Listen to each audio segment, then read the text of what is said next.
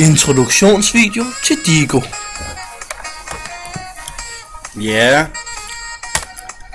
vi skulle arbejde med programmet Digo, og først går du ind på Digos hjemmeside. Derefter logger du ind.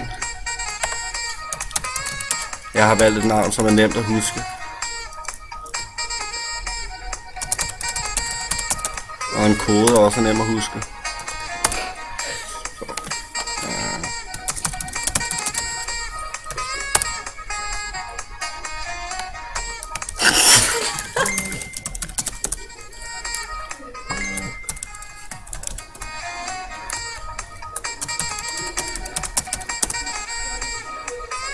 Iskoldt. Digo er et program, hvor du kan få samlet alle dine billeder, links, pdf-filer og meget lidt andet. Og du kan også skrive noter. Når du er logget ind på Digo, er det vigtigt, at du sørger for at have en nydelig og ryddet startside, så du altid kan finde dine links. Men i dag vil vi kun lære, hvordan man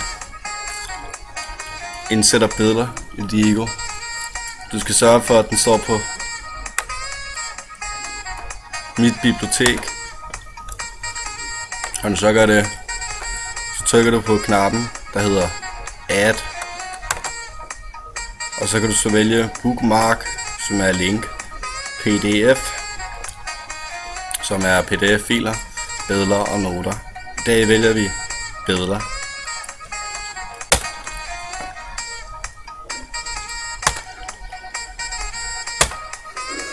Så går du ind og finder frem til billedet, du godt kunne tænke dig. Så åbner du filen, og så lægger du det ind.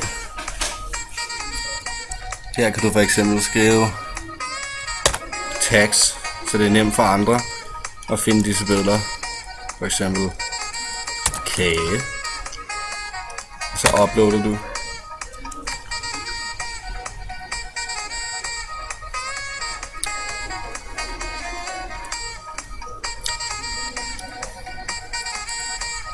På denne måde kan du altid finde frem til dine links og billeder og noter og pdf-filer.